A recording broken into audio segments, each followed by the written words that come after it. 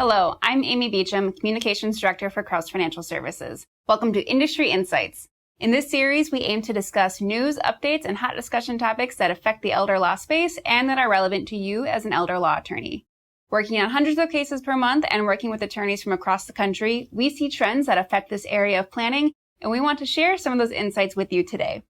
Today, we have our Corporate Counsel Scott Engstrom here to discuss common mistakes we see when attorneys are going through the fair hearing process. Scott comes from a background in litigation and has a wealth of knowledge to share on the subject. Welcome, Scott. Thanks for having me, Amy. So you've put together a list of 5 common fair hearing mistakes that you see attorneys going through when they're going through the fair hearing process. So the first mistake, you say attorneys often don't request a copy of the caseworker's file. Can you talk about that and why it's important? It's very important because a lot of times people who do a lot of Medicaid cases, attorneys I'm speaking about, they have developed a relationship with the caseworker, and there's a level of trust there, and it's good to foster those relationships. So you would typically expect that they're turning over everything that your client would be entitled to, but that's not always the case.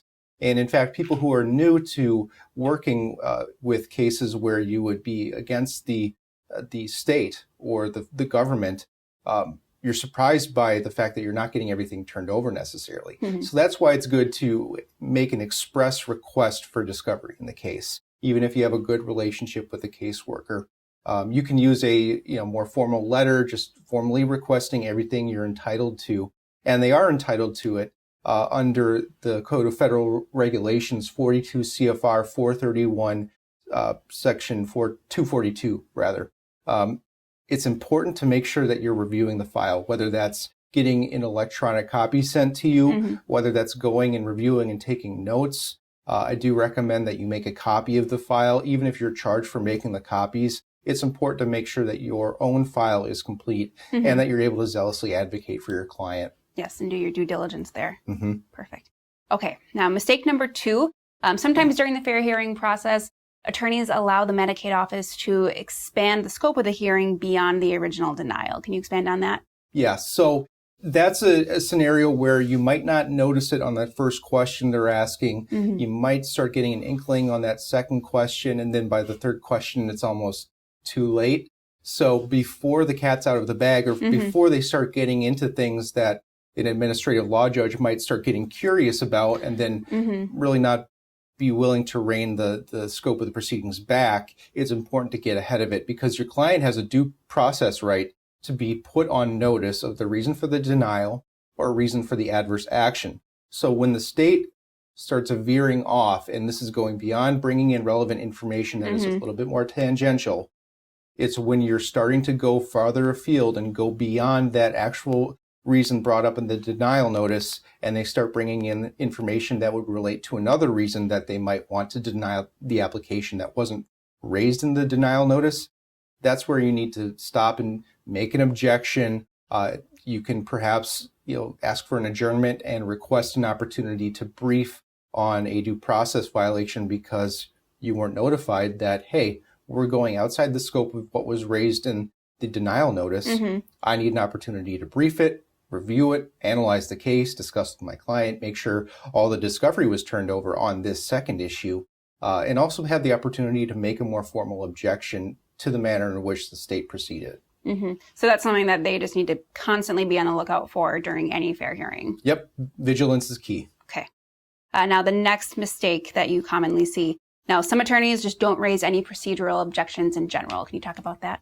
Yeah, so, and this is hard because administrative hearings are much more limited in scope in terms of how the rules of evidence apply. Relevancy is going to kind of go out the window. Hearsay is not going to be much of an issue. But you do need to make procedural objections when the state is not following proper procedure. Say you've made a request for discovery and you're getting it 2 hours before the hearing. Raise that. Ask for an adjournment. Make a formal objection to it and perhaps raise it in a brief at a later time. Because quite frankly, administrative law judges are not going to like it if the state is not turning things over. There's the Supreme Court case Goldberg versus Kelly. It's a key case that explains that applicants and recipients of benefits do have due process rights as they relate to fair hearing. I would recommend that everyone take a chance to review that case. Citation is 397 U.S. 254. It's a 1970 case, again, the United States Supreme Court. So it's really important to make those, kind of bland, ordinary objections that relate to process, because that's going to hold the state accountable. It's going to establish a relationship with the caseworker or supervisor that they're going to be able to carry over into subsequent cases, knowing that you're on it. They need to conduct themselves accordingly and turn over relevant information and follow the right procedures, because otherwise you are going to call them on it. Right. So it also sounds like just understanding the process and what all the steps are is also very important here. Very much so. And we do have a fair hearing guide that I've developed. It's kind of a good way to centralize some information in your file, maintain organization, which we'll get into in a little bit. But that is something that can be very useful in helping you proceed through the fair hearing process. Awesome. Perfect. Okay. Mistake number 4. Now, sometimes you see attorneys don't request that the state truly specify the reason for the denial. Can you explain that? Yeah. So if I'm an attorney and I get a denial, my first thought is, oh my goodness, I've helped my client with this. I've been working with them on this financial plan. I've been helping them get their affairs in order so that they can qualify for Medicaid for these benefits that they should be entitled to. And they're not entitled to them based on what the state is saying. So your first step is to look at it and see, where they think this case goes wrong. And a lot of times what you will see are these blanket citations to the administrative code. And it'll just be a broad section where it refers to basically the entirety of the Medicaid section of the code, or the entirety of the Medicaid manual. And that is not sufficient specificity to satisfy any sort of notice requirement. Because if they're putting you on notice that you're denied based on some reason in the Medicaid manual, I don't know how you expect somebody to prepare a defense to that or put forth your case.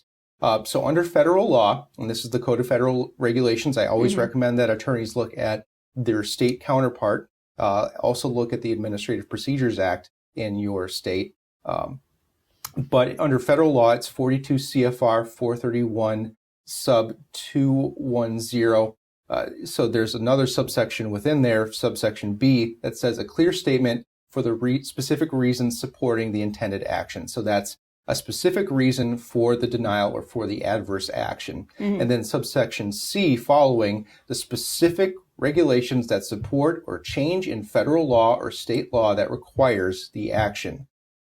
Clearly, a blanket citation to the Medicaid manual or clearly a blanket citation to just the administrative code at large is not going to satisfy that requirement. And oftentimes, these are just standard boilerplate notices, and they're not really going into it, and they're not thinking through it critically.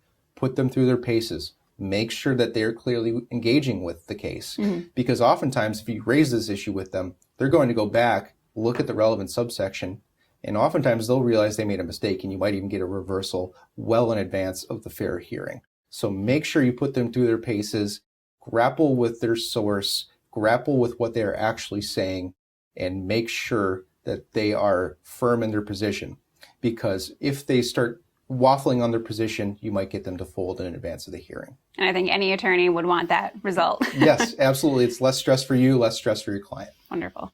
Okay, the final mistake that we're going to talk about today. Now, you find that some attorneys don't monitor deadlines closely enough, or they don't stay on top of their client closely enough to meet those deadlines when it comes to a denial. Can you talk about that? And I would say it's more the latter, making sure that their clients are apprised of the deadlines so that they're getting the relevant information. By and large, the attorneys we work with are very organized, are on top of deadlines, but deadlines can kill you. So it's always important to have, a centralized calendar where you can, not just put in your court dates, your client meetings, but also your filing deadlines. I often put a tickler out a couple weeks in advance and then closer to the actual deadline so that I'm working on it. And that helps me avoid procrastination. I'm working on things constantly, advancing forward at a reasonable pace. And that way I'm not pressed when I get to a deadline. So just a brief nudge and reminder on those general organizational things, but also making sure that your clients stay on top of those deadlines. Okay, great. Well, thank you very much, Scott. Thanks for having me. For more information on how to navigate the fair hearing process, head to the Attorney Access dashboard on our website. You'll find Scott's recent fair hearing webinar along with the white paper he wrote on that topic that includes the fair hearing checklist he just mentioned.